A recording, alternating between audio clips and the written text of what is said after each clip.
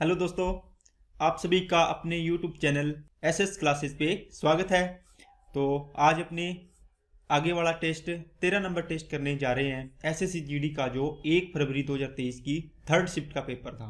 ठीक है दोस्तों, तो जो भी 20 के 20 क्वेश्चन है मैं आपको करवा रहा हूँ। तो सारे के सारे क्वेश्चन आपको अच्छे से करने हैं, समझने हैं, उसके बाद उसकी प्रैक्टिस भी करनी है। ठीक है दोस्तों, अब इस टेस्ट लगाने से ये टेस्ट करवा रहा हूँ मैं आपको। इसका आपको ना जब एग्जाम दोगे आपको इतना फायदा मिलेगा ना, आप सोचोगे अगर टेस्ट ना लगाए होते ना तो आप 20 क्वेश्चन की जगह आप मान लो 12-13 क्वेश्चन ही कर पाते। अगर टेस्ट लगाओगे तो आप 20 में से 20 तो करने वाले होंगे बहुत सारे, लेकिन 20 में से 18, 17, 18, 19 ये क्वेश्चन भी आप अच्छे से कर लोगे। एक आधा क्वेश्चन होता है जो मतलब टाइम टेकिंग होता है, अगर आपके पास टाइम बच गया लास्ट में तो आप उसको कर लोगे, वरना उसमें छोड़ सकते हो आप। ठीक है ना, क्योंकि वो कैलकुलेटिव होता है दोस्तों। तो चलिए अपने पेपर को स्टार्ट करते हैं ज़्यादा बात ना करते हुए। अगर जो चैनल पे नया है तो चैनल को सब्सक्राइब करें, बेल आइकन पे क्लिक जरूर कर लें। ओके दोस्तों, चलिए अपने पेपर को स्टार्ट करते हैं। तो फर्स्ट क्वेश्चन पे चलते हैं। चलिए, एक खिलौना 950 रुपये में खरीदा जाता है, तो इसका क्रय मूल्य कितना है? 950।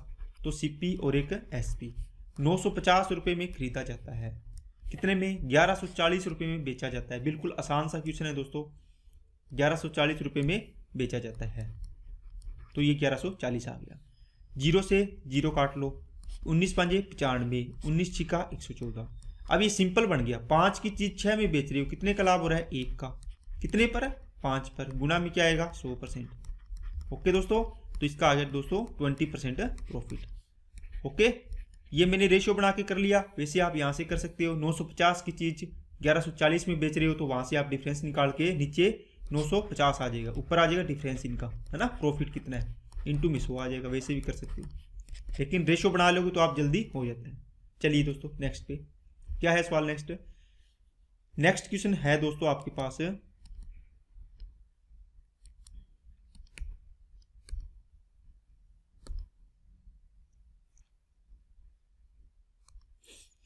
वह सबसे बड़ी संख्या ज्ञात करें जिससे 1780 और 2452 को विभाजित करने पर प्रत्येक स्थिति में 4 शेषफल बचता है। देखो दोस्तों, इस प्रकार के क्वेश्चन होते हैं, इनको करने का तरीका तो ये होता है कि प्रत्येक स्थिति में 4 शेषफल बच रहा है, इसका मतलब इनमें से 4 माइनस कर दो, दोनों में से रिमाइंडर क्या है? सेम है ना, तो माइनस कर देते हैं। तो यहाँ कितना बचेगा? आप बोलोगे सर 1776। यहाँ कितना आएगा? 2448 आएगा। अब इन दोनों का आपको क्या लेना होता है? एचसीएफ लेना होता है। सबसे बड़ी संख्या पूछिए ना, इसका मतलब एचसीएफ, वह सबसे बड़ी संख्या जो इन दोनों को डिवाइड करे। ठीक है, तो अपने इसका एचसीएफ निकालना है, तो एचसीएफ आप इस प्रकार इसका एचसीएफ निकालना है। कैसे निकालोगे एचसीएफ? तो आप बोलोगे सर इसको अपने क्या करते हैं, इसके टुकड़े करो। कैसे करोगे? देखो पीछे 4 का भाग जा रहा है, इसमें भी 4 का जा रहा है, मतलब 4 इसका एक फैक्टर होगा। 4 का डिवाइड करो, 4 चौके 16, 1 4 चौके 16, 1 4 चौके 16, यहाँ से भी 4 छिके 24। ठीक है, 4 इंटू कितना आएगा? 4 छिक 24, और कितना आएगा? 4 एकम 4 और 4 दूनी 8। अब फिर इसको करो, 4 इंटू 111 इंटू 4 कर सकते हैं ना। 111 को क्या लिख सकते हैं? 37 इंटू 3 इंटू 4। यहाँ से क्या आएगा? 4 इंटू इसको 6 और 2 8 और 1 9, 3 का डिवाइड हो रहा है, 3 का कर लो कॉमन, 3 दुए 6, 0 3 चौके 12। ठीक है, अब इसमें से 4 और करो, 4 5 20। ठीक है, और 4 एकम 4 51 आ गया, इसमें से फिर 3 आ जाएगा। देखो यहाँ से क्या कॉमन आ रहा है? आप बोलोगे सर दोनों में से 4 और 4 कॉमन आ गए, इसमें ये 4 है, इसमें भी ये 4 है, तो 4 4 2 बार आ गए, इसमें 3 है और इसमें 3 है, तो इसमें भी 3 कॉमन आ गया। और कोई कॉमन आ रहा है कि इसमें 37 बच गया, इसमें 51 बच गया, इनमें कुछ भी कॉमन नहीं आ रहा। तो 4 चौके 16, 16 तिया 48, तो इसका आंसर आ गया दोस्तों 48। ओके, वैसे आपको ये क्वेश्चन करना हो कैसे? डायरेक्ट, तो आप यहाँ से डायरेक्ट कर लिया करो। कैसे? जैसे सबसे बड़ी संख्या पूछी है तो सबसे बड़ी उठाओ इनमें से पहले। ठीक है, तो सबसे बड़ी कितनी है? 52, तो इसको 13 इंटू 4 लिख सकते हैं। देखो 4 का डिवाइड तो इसमें जा रहा है, ये देखो लास्ट के 2 अंक देखते हैं ना, 4 का डिवाइड जा रहा है, इसमें भी जा रहा है, तो 13 को और देख लो, 13 के डिवाइड करके, तो 13 का डिवाइड करके देखो कितना रिमाइंडर बच रहा है। 13 एकम 13, 4 बच गया, 13 तिये 39, 8 बच गया, 13 चुके 13 चिके 78, तो रिमाइंडर कितना बच रहा है 2, तो ये नहीं होगा, तो ये आंसर गलत हो गया। फिर दूसरा ऑप्शन सबसे बड़ा ये उठाओ, इसको उठाओगे तो इसको क्या लिखोगे 12 इंटू 4, क्योंकि 4 का डिवाइड देखो पीछे जा रहा है इसलिए मैंने 4 में तोड़ लिया, तो 12 का डिवाइड करके देखो 4 रिमाइंडर आएगा, आपका आंसर निकाल सकते हो, बाई ऑप्शन भी कर सकते हो। चलिए दोस्तों नेक्स्ट क्या है, एक वस्तु को 15,000 रुपये में बेचने पर सुवीर को 2,000 रुपये की हानि हुई, इसका मतलब एसपी कितना है 15,000 रुपये। ओके दोस्तों, एसपी कितना है 15,000 रुपये, 2,000 रुपये की हानि हुई है आपको, कितने की, आपको लॉस हुआ है कितने का 2,000 रुपये का। यहाँ से रेशियो बना लो, 3 जीरो से 3 जीरो कट गई, मतलब 15 रुपये में चीज़ बेची है, आपको 2 रुपये की हानि होगी, है ना, 15 रुपये में बेच गए, तो आपका क्रय मूल्य कितना आ जाएगा, आप बोलोगे सर 15 और 2 17 रुपये क्रय मूल्य हो जाएगा। तो आपको हानि प्रतिशत निकालना है, तो लॉस परसेंट क्या होता है, हानि लॉस बटे सीपी इंटू में 100%, लॉस कितना है 2 बटे क्रय मूल्य 17 गुणा में 100%, इसको अपने हल करेंगे आंसर आ जाएगा, तो कितना आएगा 200 बटे 17%, 17 एकम 17, 3 बच गया, 17 एकम 17, तो 11 पॉइंट समथिंग आएगा ये। ओके ठीक है दोस्तों, चलिए नेक्स्ट क्वेश्चन पे, आसान था। 25 छात्रों की एक कक्षा में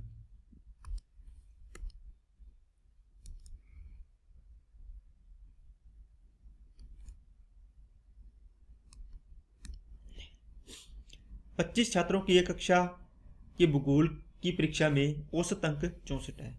यदि 3 छात्रों के अंकों को वास्तविक अंक प्राप्तांक क्रमशः 54, 64 और 67 के स्थान पर गलती से 44 और ये कितना है 46, ये 61 पढ़ लिया, तो सही औसत ज्ञात कीजिए। देखो 25 लड़के थे, इनका एवरेज कितना था, एवरेज कितना आया है 64 आया है, कब आया ये, इसको देखो 3 छात्रों के वास्तविक प्राप्तांक 54 की जगह इसके 44 पढ़ लिए, है ना, देखो कितने कम पढ़ लिए -10 पढ़ लिए, इसके 64 की जगह 46 पढ़ लिए, इसके 67 की जगह 61 पढ़ लिए। देखो पढ़ने तो थे 54, 64 और कितने 67, कितने आगे 7 और 8 15 का 5, 12 और 5 17 और 1 18, 185 नंबर ऐड होने थे, लेकिन क्या हो गया इसने 44, 46 और 61 पढ़ लिए, कितना हो गया 10 और 1 11, 8 14 और 1 15, इतने पढ़ लिए, तो कितने कम पढ़े हैं इसने, देखो इतने पढ़ने थे इतने ही कम पढ़े हैं, तो ये जोड़ने पड़ेंगे ना जो कम पढ़े हैं, तो इसमें से 151 में से देखो कितना डिफरेंस आ रहा है 4, ये 3, तो 34 कम पढ़े हैं, ये 34 और जोड़ने पड़ेंगे इसको, कितने बंदों में 25 में, समझिए ना, सीधा 34 मत जोड़ देना इसमें इसे, क्योंकि ये एवरेज है, अगर 34 सीधा जोड़ना तो ऐसे जोड़ना 64 इंटू 25 टोटल आ गया ना इसका, प्लस 34 सभी का टोटल जोड़ा है, फिर 25 का डिवाइड करना, तो बात तो सेम ही आएगी। ओके, तो ये कितना आएगा 25 से कम 25, 9 बच गया, 25 दिया 75, तो 1.3, तो लगभग इसमें 1.3 ऐड करेंगे तो 64 और 1 65.3 के लगभग आएगा, कौन सा आ रहा है ये रहा, ये आंसर आ गया। ओके चलिए दोस्तों नेक्स्ट सवाल क्या है, यदि 12,000 रुपये की राशि 2 वर्ष की अवधि के लिए 10% वार्षिक दर से वार्षिक और 6 माही रूप से चक्रवृद्धि होती है, तो चक्रवृद्धि ब्याज में अंतर क्या होगा। तो ये सवाल थोड़ा सा कैलकुलेटिव है दोस्तों, देखो आपको मैं ये समझाता हूँ किस प्रकार करना होता है इस सवाल को। जैसे मान लो आपको दे दिया प्रिंसिपल कितना 12,000 रुपये, ओके, तो इसने 2 पार्ट बना दिए इसके, क्या, एक तो आपको वार्षिक गणना करनी है, एक क्या करनी है एक अर्धवार्षिक, तो ये हाफ ईयरली है इधर, ओके, और ये ईयरली है, एनुअल है, समझ में आ गई ना, वार्षिक रूप से।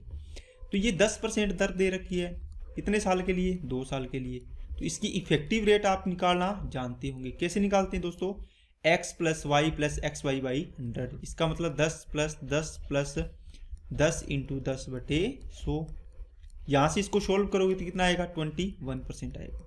ओके, वैसे आपको ये याद होनी चाहिए 2 साल के लिए 10% की दर से 21 होती है, 5% की दर से 10.25 होती है, 10.25 या 10.25 बोलो। अब इसने बोल दिया रेट है वो क्या होगी 5% हो जाएगी, क्यों, देखो ये हाफ ईयरली कैलकुलेट कर रहे हैं अब, है ना, समझ आ गई ना बात। कल एक क्वेश्चन आया था, मैंने इसमें आपको बताया था कि अपने किस प्रकार इस क्वेश्चन को करते हैं कि ये रेट हाफ ईयरली क्यों हो जाती है, बताया था ना। तो ये 5% हो जाएगी, और ये टाइम कितना हो जाएगा, टाइम हो जाएगा दोस्तों इसका 4 साल, मतलब 4 बार गणना करेगा ये। ओके, अब इसको अपने सोल्व करोगे तो इसकी CI परसेंट बढ़ेगी। अब CI परसेंट कितनी आएगी वो देखनी है। देखो बता देता हूँ कैसे करते हैं। देखो 5% की दर से 2 साल का अपने CI की दर निकालते हैं तो ये आता है 10.25 x plus y plus x y by 100 से। ओके, अब आपके पास ये रेट होगी और आगे 2 साल के लिए लगाना है इसी रेट को। जैसे 5% को 2 साल के लिए किया तो ये हो गया, फिर इसी को 2 साल के लिए और कर देंगे तो 4 साल हो जाएगा ना 5% की दर से। समझ आ गई ना बात? तो इसको लगाओगे तो इसको सोल्व करना पड़ेगा कैसे।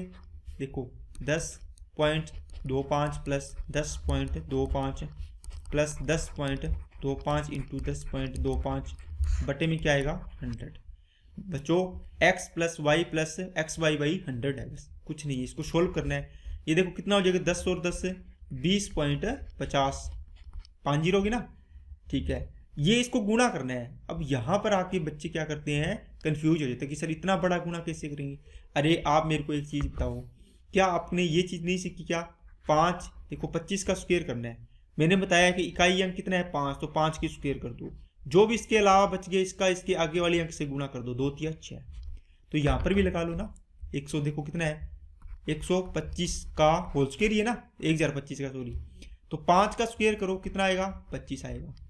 कितना आएगा 25 आएगा। जो भी अंक बच गया उसका आगे वाली संख्या कितनी होती है 103, उससे गुणा करो कितना आएगा। 102 को 103 से गुणा करेंगे तो करना आता है क्या, 102 को 103 से गुणा करना कैसे करते हैं, यहाँ से +2 यहाँ से +3 क्रॉस जोड़ते हैं ना, 102 और 3 105 हो गया, और 2 3 6 ये 2 अंकों में रखते हैं इस प्रकार, ठीक है।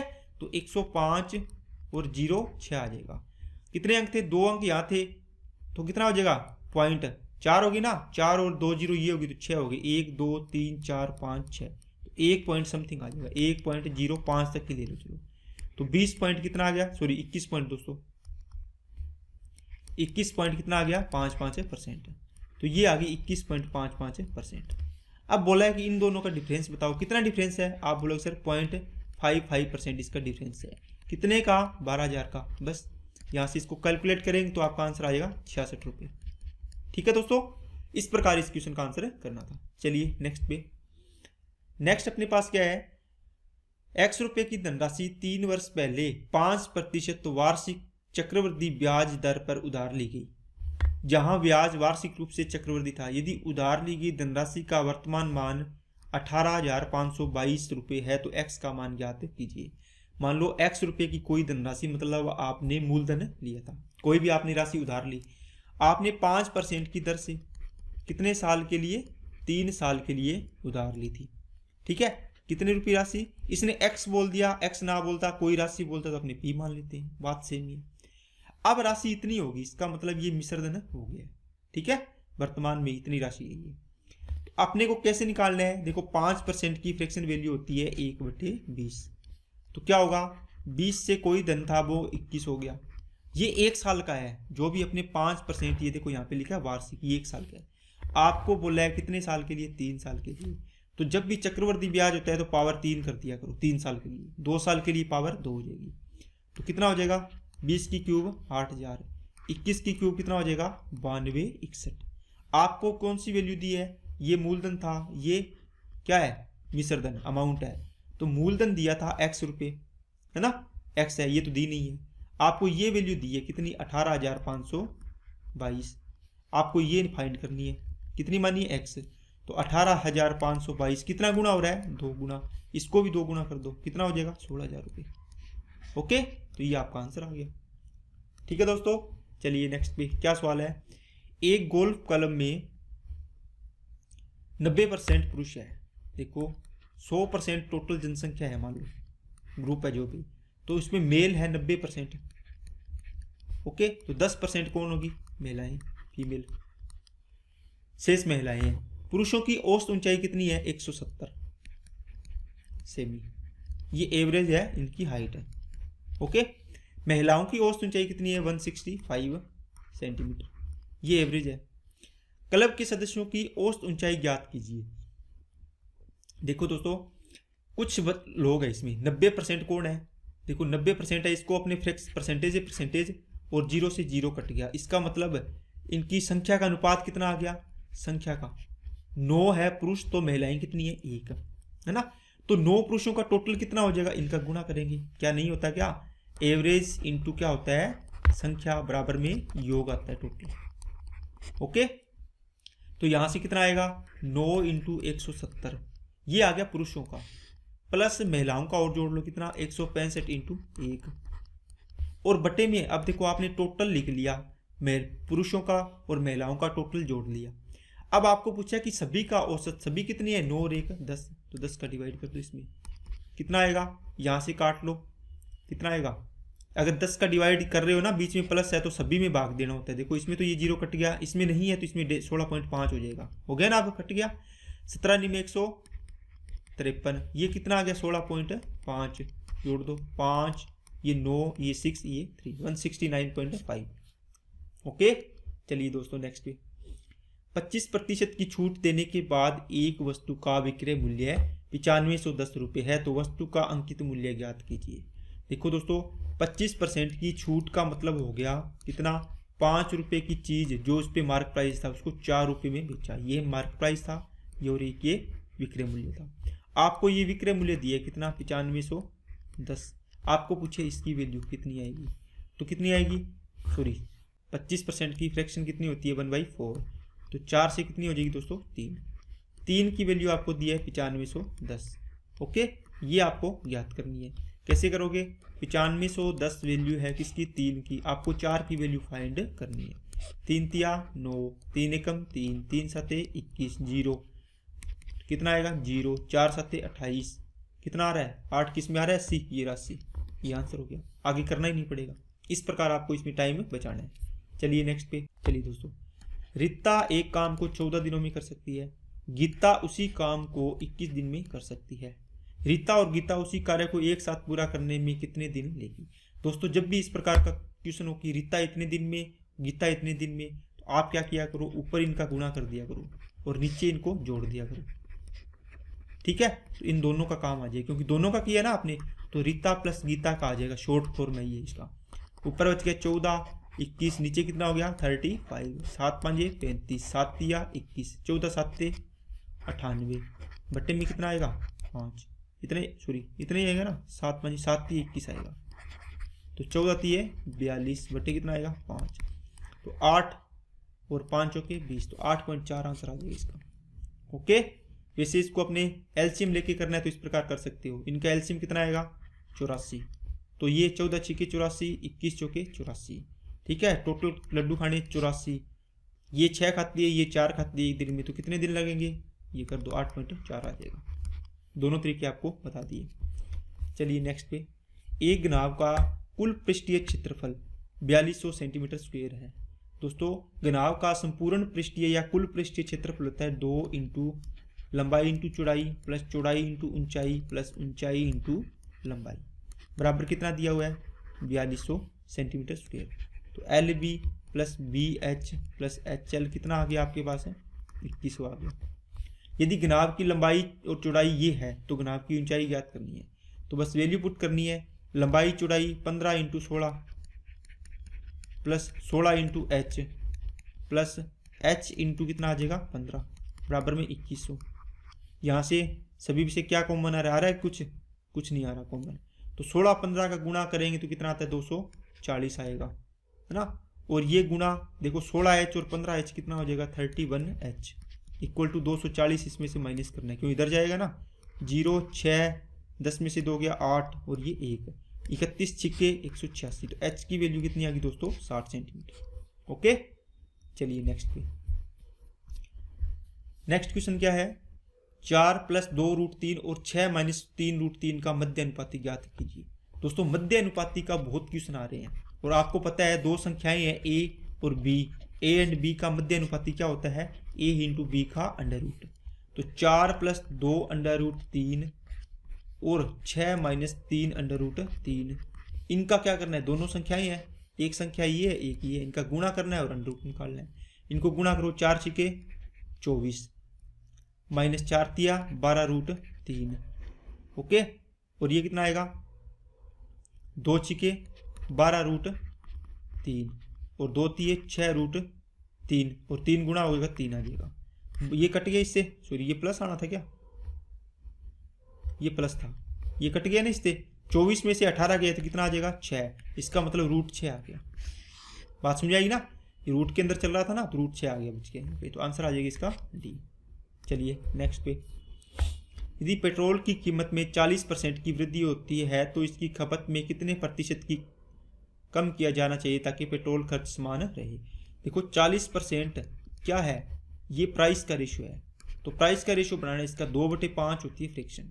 इसका मतलब हुआ पेट्रोल का प्राइस है वो क्या हुआ 5 रुपये लीटर था पहले ओल्ड में, अब कितना हो गया 9, अब तो 5 और 2 7 हो गया, कीमत बढ़ गई ना। इसका जो भी अपने को क्या करना है खपत, या बोलो आप इसका खपत कम करनी है ना खर्च, तो ये 7/5 कर दो, उल्टा कर दो ये अनुपात, जो भी अनुपात है, ये 5/7 था तो 7/5 कर दो, तो इसका जो भी खर्चा बनेगा ना इनको गुणा करेंगे 35 और ये 35 सेम बनेगा ये देखो। तो आपको खपत कम करनी है, कितनी कम करनी है 7 से 5, 2 की कमी करनी है, कितने पर 7 से, गुणा में क्या आएगा 100, 1/7 14 सही होता है, 2/7 28 से 4/7% आ जाएगा। ओके दोस्तों, इस प्रकार आपको इसका आंसर निकालना है। चलिए, दो संख्याओं का अनुपात 4 और 5 है, उनका महत्व समाप्रत्यक कितना है 6 है, तो 4 5 20 के 120 आंसर आ जाएगा। आप बोलोगे सर कैसे, तो आप इसको कर सकते हो, पहली संख्या 4x, दूसरी संख्या 5x। ओके, अब बताओ इन दोनों संख्याओं का HCF कितना आएगा अगर मैं पूछूं तो। आप बोलोगे सर दोनों संख्याओं में कॉमन देखते हैं क्या आता है, 4 × x और 5 × x, तो 4 और 5 में तो कुछ कॉमन नहीं है, x कॉमन आ रहा है, x आ रहा है, इसका मतलब जो HCF दिया हुआ है ये 6, ये x की वैल्यू है ना, तो ये कितनी आ जाएगी 4 × 6 = 24, ये कितना आ जाएगा 6 5 30। आपको पूछा है क्या LCM, LCM क्या होता है, LCM होता है जैसे ये दो संख्याएं थी तो क्या आएगा 4, पहले तो कॉमन लिख लेते हैं x, फिर 4 और 5 में कॉमन नहीं आ रहा तो जो संख्याएं सारी ले लेते हैं, 20x कॉमन आ रहा है, तो x की वैल्यू कितनी है 6, तो 20 × 120 आ जाता है। ओके, चलिए नेक्स्ट पे, 48 किलोमीटर प्रति घंटा की चाल से चलने वाली कार 3 घंटे 15 मिनट में कितनी दूरी तय करेगी। तो 48 की स्पीड है, ये किलोमीटर प्रति घंटा में है, गुणा में देखो अरे डिस्टेंस इक्वल टू क्या होता है स्पीड इंटू टाइम, अपने जानते हैं ये, तो स्पीड इंटू टाइम कितना है 3 घंटे 15 मिनट, 60 से डिवाइड कर लें, 15 चौके 60, 3 से ये 4 4 3 12 और 1 13/4 घंटे बन जाएगा। क्यों, यहाँ पे किलोमीटर प्रति घंटा में था तो मैंने इसी में चेंज कर लिया, 4 से काटा कितना आएगा 12, तो डिस्टेंस कितनी हो जाएगी 12 का 13 से गुणा करेंगे तो क्या आएगा 156 किलोमीटर, तो आंसर आ गया डी। ओके दोस्तों, चलिए नेक्स्ट पे, टीना अपने वेतन का 30% भोजन पर, ठीक है 30% किस पे करती है भोजन पर। देखो जो भी आपकी इसके पास पेमेंट थी उसका कितना 30% भोजन पर, तो 70% बच गया। शेष का जो भी ये रिमाइंडर बचा है इसका शेष का ये 100% की वैल्यू है, 30% ईंधन पर खर्च कर दी तो कितना हो गया 70% बचाती है। अब ये कह रहा है इतना बचाती है तो ये रुपये में कितना बचाती है 4900, मतलब इसके पास पहले x रुपये थे तो अब इसके पास इतने रुपये बचे। ओके, यहाँ से इसको काटा पीटी में चाहो 2 0 कटेगी ना इससे, 7 7 49, तो ये आ गया 100, ये इसके क्रॉस मल्टीप्लाई करेंगे तो x की वैल्यू कितनी आ जाएगी 10,000। ओके, आप इसको दूसरे तरीके से भी कर सकते हो, कैसे 30% भोजन पर तो 10 की चीज़ में से इसके पास 7 बचे, फिर दूसरा शेष रिमेनिंग में से 30% तो 30 का 3/10 ही होता है ना, फिर 7 बचे, आप 100 रुपये थे इसके पास, 7 7 49, 49 बचे, 49 की वैल्यू 4900 है, तो 100 की वैल्यू कितनी हो जाएगी 10,000, ये आंसर आ गया। चलिए नेक्स्ट पे, 14 सेमी व्यास वाले अर्धगोले का संपूर्ण पृष्ठीय क्षेत्रफल ज्ञात कीजिए। देखो आपको दिया है क्या, एक दिया है संपूर्ण पृष्ठीय, किसका पृष्ठीय क्षेत्रफल दिया किसका अर्धगोले का, अर्धगोला ये अर्धगोला है, इसका व्यास दिया है आपको कितना 14, त्रिज्या कितनी हो जाएगी दोस्तों 7 हो जाएगी। संपूर्ण पृष्ठीय क्षेत्रफल मतलब बताओ गोले का संपूर्ण पृष्ठीय क्षेत्रफल कितना होता है पूरे गोले का, आप बोलोगे सर 4πr²। अर्धगोले का कितना होगा तो आप बोलोगे सर 2πr², लेकिन बच्चों 2πr² ये होता है इतना इतना, ये कुलाई वाला, लेकिन ये क्षेत्रफल आपके पास और आना चाहिए, ये आपने लिए ही नहीं, ये भी इसमें ऐड होता है ना क्षेत्रफल में, तो ये कितना है πr²। अब आप बोलो सर ये πr² कैसे हुआ, देखो ये तो आपको सीधी लाइन दिख रही है, लेकिन जब अपने इसको रियलिटी में 3D में देखते हैं तो इस प्रकार ये गोला होता है कि नहीं होता।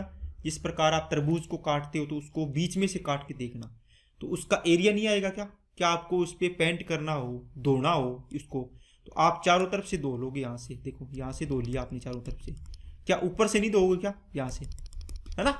तो इसको भी धोना पड़ेगा। तो पानी कहाँ कहाँ लगा है, यहाँ पर भी लगा है, यहाँ पे भी लगा है। तो ये एरिया कितना होगा, गोल है ना। तो वर्त बनेगा। तो वर्त का क्या होता है, पाई आर स्क्वायर, इसलिए 3 पाई आर स्क्वायर हो जाता है। तो इसका कितना हो जाएगा, अर्धगोले का 3 पाई आर स्क्वायर। 3 इंटू 22/7, आर की कितनी, 7 इंटू 7, 7 से 7 कैंसिल, 7 दूनी 14, 14 3 42, इकाई अंक 2 आ रहा है, इसमें भी आ रहा है और इसमें भी आ रहा है, गुणा ही कर लो। 22 3 66, 7 6 42 और 42, 462। तो ये आंसर आ गया इसका। ओके दोस्तों, चलिए नेक्स्ट पे चलते हैं। दो संख्याएं p और q इस प्रकार है कि p के 8%, p का 8%, q के 4% का योग, तो q का 4% का योग, p के 5% और q के 7% के योग का 2/3 है। इसका मतलब इसका 2/3 इसके बराबर होगा। ओके, देखो प्रतिशत प्रतिशत सभी से कट जाएगा, क्यों, सभी में कॉमन है। देखो नीचे 100 आएगा, 100 कॉमन लेंगे तो ये कट जाएगा सभी में से, ये काट दो, छोड़ दो इसको। ये बच गया 8p, ये 3 नीचे है, इधर गुणा कर लो, क्रॉस मल्टीप्लाई में जाएगा ना। तो 8 3 है 24p प्लस 3 चौके 12q बराबर में 2 5 10p, 2 7 14q। अब देखो p इधर लेके जाओगे तो कितना बचेगा, 14p। ये q इधर आएगा तो कितना बचेगा, 2q। और p और q का रेशियो बनेगा तो कितना आएगा, 2/14, 2 एकम 2, 2 7 14। तो p का रेशियो आ गया कितना, 1:7, p और q का। समझ आ गई ना बात, बिल्कुल सिंपल क्वेश्चन, कैलकुलेशन करनी थी बस। 12,500 रुपये पर 10%, 15% और 4% की क्रमिक छूट के किसके बराबर है। देखो 12,500 रुपये थे, है ना। अब आपको पहले 10% की छूट दी, तो आपने 10 रुपये की चीज को 9 रुपये में बेचा, ठीक है। छूट दी है मतलब ये MRP था और ये क्या है, SP है, बेचा है। 15% की छूट का मतलब हो गया दोस्तों क्या, 3/20 होता है ना इसका। तो 20 की चीज इसको कितने में छूट देकर कितने में दे दी, 17 में। 4% की छूट का मतलब क्या हुआ, इसका मतलब हुआ 1/, कितना आ जाएगा, 25। तो 25 की चीज कितने में दी है, 24 में दी है। अब यहां से क्रॉस कट रहा है तो काट लो, कट रहा है कि क्रॉस, देखो नहीं कट रहा, आप इसको गुणा कर लो। आपको क्या पूछा, किसके बराबर है, रुपए में पूछा है। तो ये कितना हो गया, 200, 25 को 200 से किया तो 5000। ये कितना आएगा, 17 निमे 153 और 24 से गुणा कर लो। 24 एकम 24, 120 और 24 दिया 72, कितना आ गया, 3672। ठीक है, आपको देखो ये वैल्यू दी हुई थी 12,500, आपको ये फाइंड करनी है। तो 12,500 बटे कितना आएगा, 5000 और गुणा में 3672। ओके, किसके बराबर है, आपको याद क्या करना है, छूट याद करनी ना, छूट किसके बराबर है। तो 5000 में से 3672 की बेची है, तो कितने की छूट मिल गई आपको। आप बोलोगे सर छूट हमें मिल गई है, इसमें से माइनस कर लेंगे, कितनी है 3700, 1328। तो 1328 की वैल्यू निकालनी है अपने को। तो 2 0 से 2 0 कट गई, 5 से काटा 10 और 5 से काटा 25, ठीक है। 5 से काटा 10, 5 दूनी 10 और 5 से 5 25, 2 से काटा कितना आ गया, 2 छिके 12, 12 2 चौके 8, 30, 30 और 3 5 छिके 30, 5 चौके 20, तो 3320 आंसर आ गया। ठीक है दोस्तों, 5 ये 3 प्रकार की छूट दे दी, इस प्रकार कर लिया, ठीक है। यहाँ से इसकी छूट आई है कितनी, 1328। तो 1328 की वैल्यू फाइंड करनी थी आपको। और इसका दूसरा तरीका क्या कर सकते हो दोस्तों, डायरेक्ट करना है तो सीधा 12,500 इंटू 10% की छूट दी तो 90/100, 15% की छूट दी तो 85/100, ओके, 4% की छूट दी तो 96/100। कैलकुलेशन यहाँ भी करनी है, बस ये कर लेना चाहिए, है ना, जो अच्छा लगे वो कर लेना। चलिए दोस्तों नेक्स्ट पे, एक कार्य को 18 दिन में, बी इसी कार्य को 24 दिन में, और ए अकेले काम शुरू करता है, दो ही है ना, ए अकेले काम शुरू करता है, कितने दिनों के बाद बी को उसके साथ जुड़ना चाहिए ताकि कार्य 15 दिनों में समाप्त हो जाए। देखो दोस्तों, आपके पास देखो ये दो है, इनका एलसीएम कितना आएगा, आप बोलो सर 24 दिया 72, मतलब 72 लड्डू खाने थे। अब ये क्या कर रहा है, 18 चौके 72 और 24 दिया 72, इसकी एफिशिएंसी 4 आ गई, इसकी 3 आ गई। अब इसने ये नहीं पूछा कि दोनों मिलकर काम कितने दिन में करेंगे या जो भी चीज़ है, इसने पूछा है दोनों, मान लो यहाँ से काम स्टार्ट होना था, ठीक है, यहाँ से यहाँ तक काम किया है किसने, ए ने। ओके, ये देखो ए अकेले काम शुरू करता है, कितने दिन बाद बी इसमें शामिल जुड़ना चाहिए ताकि कार्य 15 दिनों में समाप्त हो जाए। तो यहाँ पर कौन है, ए प्लस बी, है ना। अब एक बात देखो, यहाँ से ए यहाँ भी काम कर रहा है, यहाँ भी काम कर रहा है। ये यहाँ से लेके शुरू से स्टार्टिंग से लेके यहाँ तक कितने दिन लगे टोटल, आप बोलोगे सर 15 दिन लगे। क्यों, ये दिया हुआ है देखो 15 दिन लगे ना। इसमें बताओ कौन शामिल है, बी है क्या, बी तो यहाँ है, यहाँ नहीं है, ए है। देखो ए यहाँ भी है, यहाँ भी है, मतलब ए ने 15 दिन काम किया होगा। तो बताओ ए ने कितने लड्डू खा लिए होंगे टोटल, आप बोलोगे सर 4 लड्डू एक दिन में खाता है तो 15 चौके 60 लड्डू खा लिए होंगे इसमें। कितने बच गए होंगे, 12। तो 12 किसने खाए होंगे, बी ने। ये 3 लड्डू एक दिन में खाता है तो कितने दिन लगेंगे इसको 12 को खाने में, 4 दिन।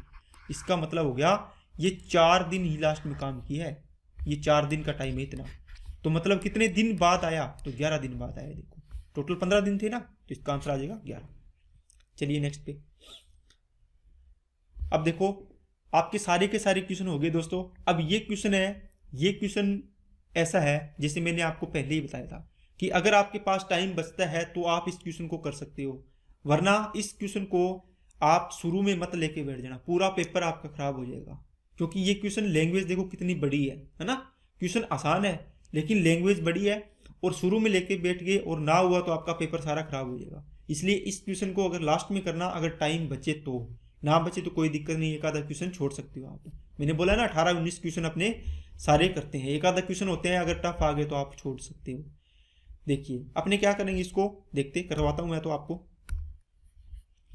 सुमाती ने बिंदु ए से बिंदु बी तक 475 मीटर प्रति मिनट की दर से चाल से यात्रा की है। जिस क्षण सुमाती बिंदु बी पर पहुंची, देखो ये पॉइंट बोल रहा है ए से ये कहां पर गई है, बी पर गई है। कौन, यहां पे है सुमाती, ओके। यहां पर कौन है, रचना, रचना ही है ना। अब यहां से ये किस स्पीड से गई है, इस चाल से। तो बताओ इस चाल को आप चेंज नहीं कर सकते क्या, मैं आपको यहां पर बताता हूं। जैसे मान लो इसने दिया है 475 मीटर प्रति मिनट दिया है, इसका मिनट का मतलब मैं 60 सेकंड नहीं लिख सकता क्या, आप बोलो सर लिख सकते हैं। अब देखो ये मीटर प्रति सेकंड में हो गया, क्या इसको अपने 18/5 से करके किसमें नहीं कर सकते, किसमें, किलोमीटर प्रति घंटा में चेंज कर सकते हैं ना। तो 5 से इसको काटो, कितना आएगा, 5 नहीं 45 और 5 5 25, 6 से काटा 10, 6 से काटा 3, 5 दूनी 10, 5 से काटा 19, 19 दिया 57, 57/2 आ गया किलोमीटर प्रति घंटा। इसको लिखेंगे तो कितना आएगा 28.5 किलोमीटर प्रति घंटा। समझ आ गई ना बात। ये किसकी चाल आई है, सुमाती की, ओके। अब देखो अब इसमें क्या बोल रहा है, बी पर पहुंच गई, किस चाल से पहुंची है ये चाल गई है 28.5 की स्पीड से, किलोमीटर प्रति घंटा की चाल से। कहां पर आ गई, बी पर। अब बी से क्या हुआ, यहां से रचना स्टार्ट की है चलना आगे, ये कहां गई है, आगे कोई पॉइंट है सी पर गई है यहाँ पे। अब रचना तो यहां पहुंच गई और ये सुमाती कहां पर है, यहां पर है, ओके। क्योंकि ये यहां से यहां तक आई है और ये यहां से यहां तक गई है। अब देखो क्या बोला, यदि बी से होते हुए ए से सी तक तय की गई कुल दूरी 45.6 किलोमीटर है, इसका मतलब हुआ ये टोटल डिस्टेंस आपको दिए 45.6 किलोमीटर, ओके ठीक है। अब बताओ जब से सुमाती ने बिंदु ए से चलना आरंभ किया और जब रचना बिंदु सी पर पहुंची तब तक लिया गया कुल समय 75 मिनट है। इसका मतलब यहां पर इसने t1 टाइम लिया है तो यहां पर इसने t2 टाइम लिया होगा, अलग अलग टाइम लिया होगा। दोनों टोटल टाइम कितना है, 75 मिनट। मतलब यहां से इसको यहां तक आने में जो समय लगा और यहां से इसको रचना को यहां सी तक आने में समय लगा, जो दोनों टाइम को जोड़ के बता दिए इसने, इतना टाइम लगा है। कितना लगा है, 75 मिनट। तो अपने नेक्स्ट पेज पे लिखते हैं t1 प्लस t2 कितना है, 75 मिनट। इसको घंटे में चेंज करेंगे कितना आएगा, 15 5 75 और 15 चौके 60, तो 5 बटे कितना आएगा दोस्तों, 4 आवर, ओके। अब देखो इसने बोला था रचना बी से उस चाल की 1.6 गुना से चाल से रवाना हुई जिस चाल से सुमाती ने यात्रा की थी। देखो सुमाती की चाल कितनी थी, ये थी। अब रचना यहां से यहां गई है तो इसकी चाल रही होगी कुछ, आप लोग सर 28.5, इसका 1.6 गुना थी। आप इसको गुना मत करो, ऐसे की ऐसी रख लो, बस आपको ये पता होना चाहिए कि ये चाल किसकी है, रचना की है। किसकी है, रचना की है। इसने पूछा है ए और बी के बीच की दूरी, मतलब ये पूछा है। बताओ टोटल डिस्टेंस कितनी है यहाँ से लेके यहाँ तक। आप बोलोगे सर ये है 45.6। अब बताओ दो डिस्टेंस है, इसको x मानूंगा मैं, तो ये कितनी बचेगी 45.6 माइनस एक्स। ठीक है, 45.6 माइनस एक्स, बस यही तो चीज़ है। अब आप क्या करो, ये चीज़ बन गई आपके पास, एक दूरी ये है x और एक दूरी है 45.6 माइनस एक्स। ओके, ये C पॉइंट, ये B और ये A। यहाँ से ये 28.5 की चाल से गई थी, ये 28.5 इंटू 1.6 की चाल से गई है। ओके, बस आपको ये देखो, ये दूरी बटे चाल समय आएगा, ये t बना गया। ये दूरी बटे चाल ये समय आएगा, t2 आएगा। ये किसके बराबर हो जाएगा 5/4 के। तो xy4 प्लस ये कितना आएगा 45.6 माइनस एक्स बटे में कितना आएगा 28.5 और इंटू में 1.6 बराबर में किसके 5/4 के। ओके दोस्तों, अब देखो यहाँ से कैलकुलेशन करनी है, सॉरी 4 नहीं, ये कितना है 28.5 है। ठीक है, अब देखो इन दोनों में एलसीएम कितना आएगा, आप बोलो सर 28.5 इंटू 1.6 आएगा। ठीक है ना, ये देखो सेम है ना, एक कॉमन आ गया, ये भी आ गया। अब इसको गुणा करेंगे तो कितना आएगा 1.6 बचेगा, तो 1.6x प्लस ये पूरा का पूरा कट गया, तो 45.6 माइनस का x बराबर में क्या आएगा 5/4। अब आप इसको क्या करो, ये 4 से इसको काटो तो 0.4 आएगा। ओके, अब 0.4 को इससे गुणा कर लेंगे और यहाँ से कट रहा है क्या कुछ, ये बचेगा देखो 0.6x प्लस का 45.6 और बराबर में ये देखो 5 का गुणा करेंगे, 5 चौके 20, 2 बनेगा, 2 से इसको गुणा करेंगे तो 57 बन जाएगा।